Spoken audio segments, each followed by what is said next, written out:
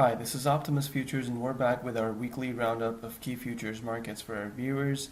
For this week, we'll be analyzing as the markets closed on 16th of March 2018, and we start off with the S&P 500 E-mini futures market.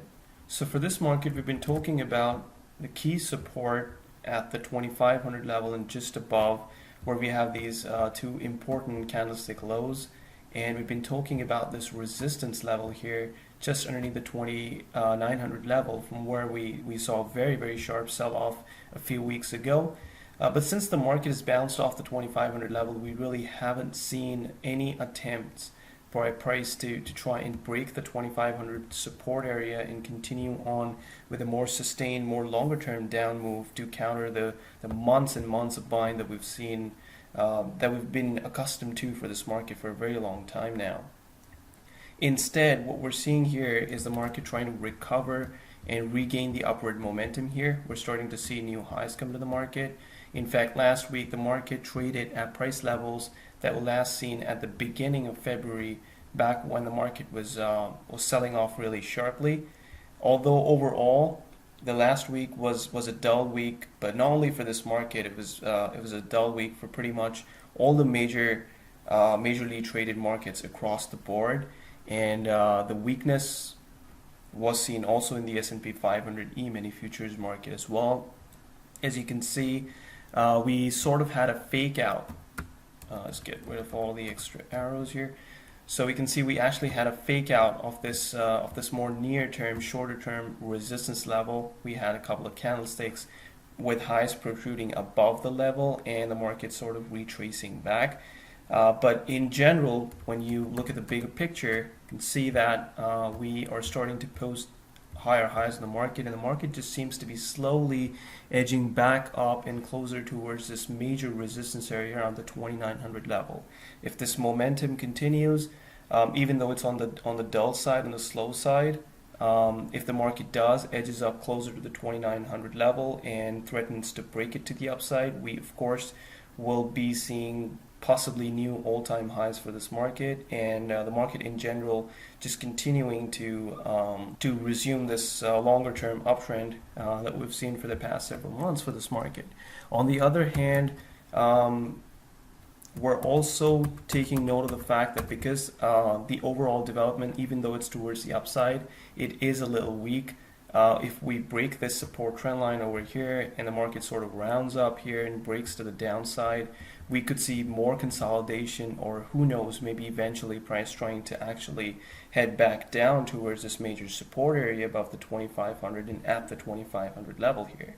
All that obviously remains to be seen and will be dependent and reliant on the way the market momentum builds up here. It is still a very sideways and indecisive market at large, although we're noticing that, of course, the market is creeping back up slowly and is obviously closer to resistance, the major resistance area over here compared to the support down here.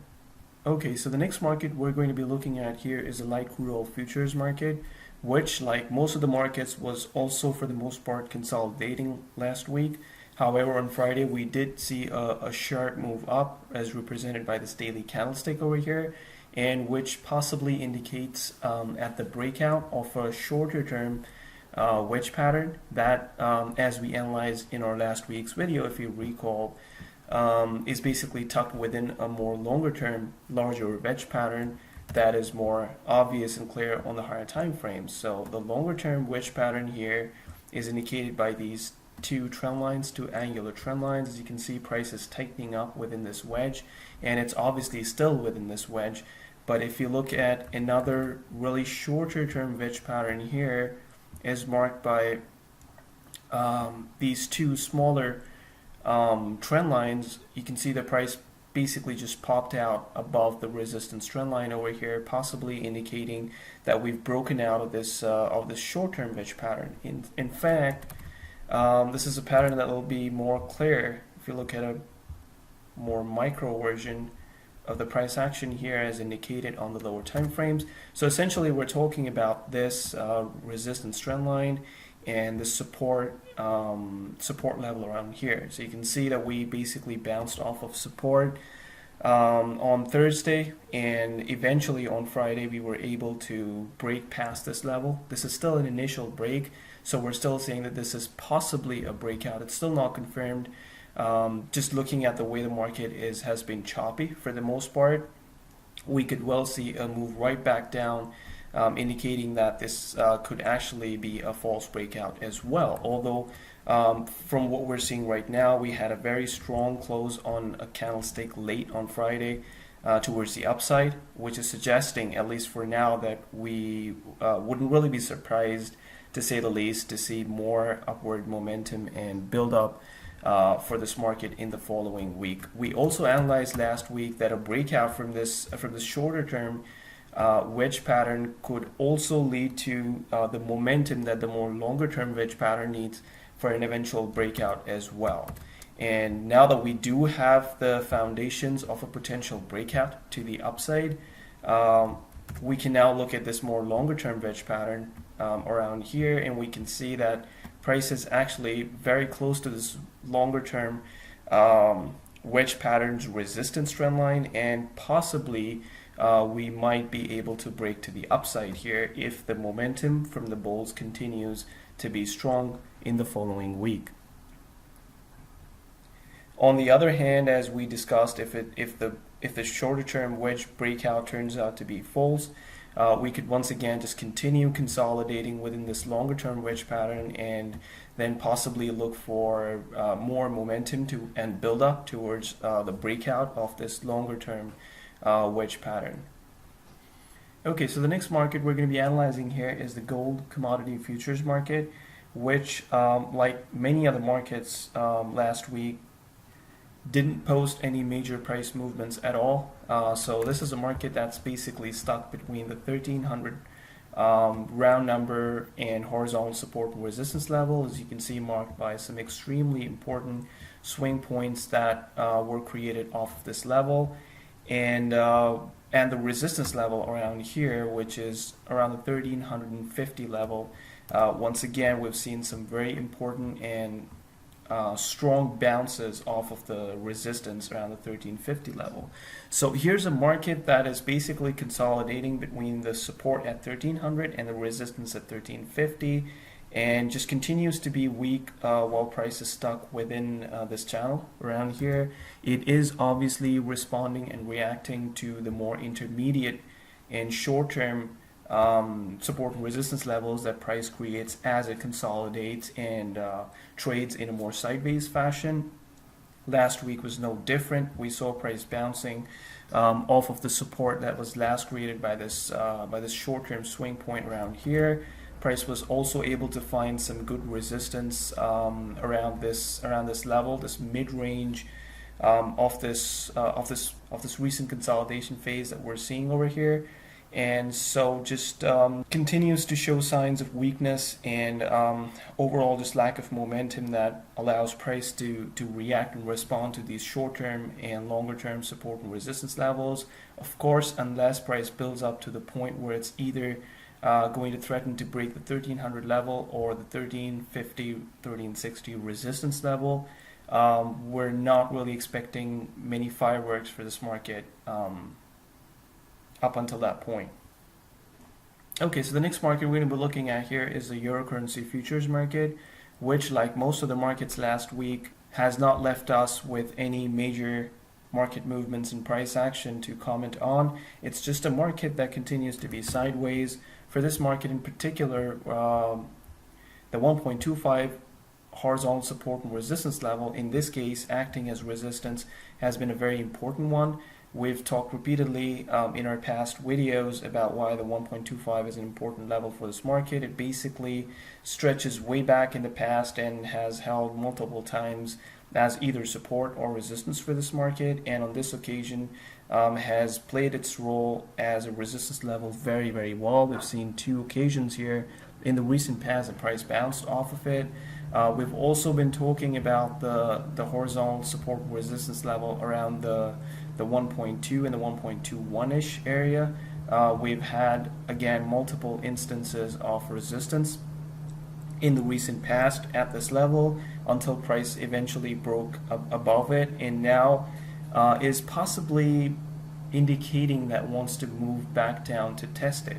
And we can say that because we're starting to see lower highs here. You can see this this recent attempt from the bulls was unable to take the market at this resistance level for the third time, thereby creating a lower high. We're also starting to see lower lows in the market, possibly suggesting that price is likely going to be trying to push its way down and possibly test this this horizontal support and resistance level and the 1.2 big round number.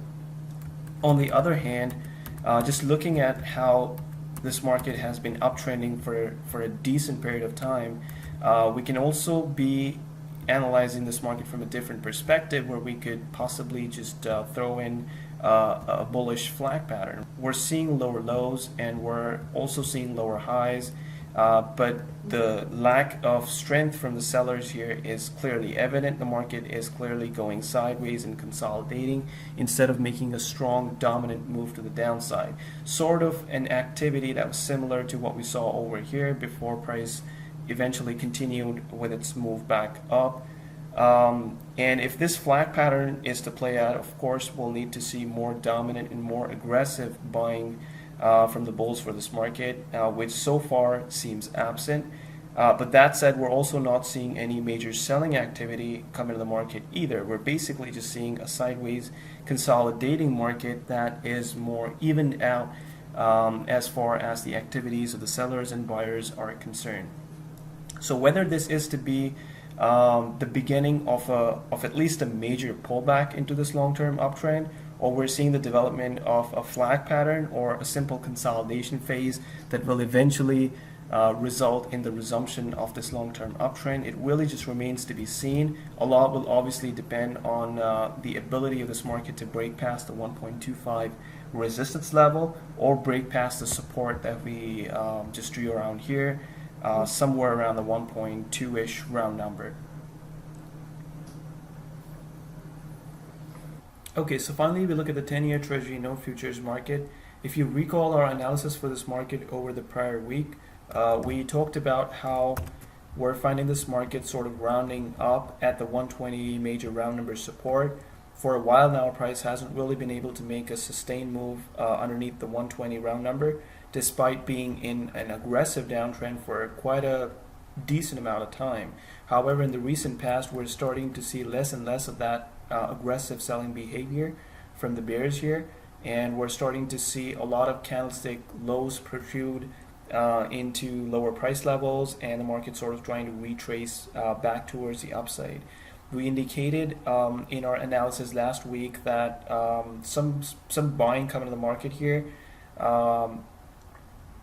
would not really surprise us at all, and in fact we did see some buying come into the market over the past week.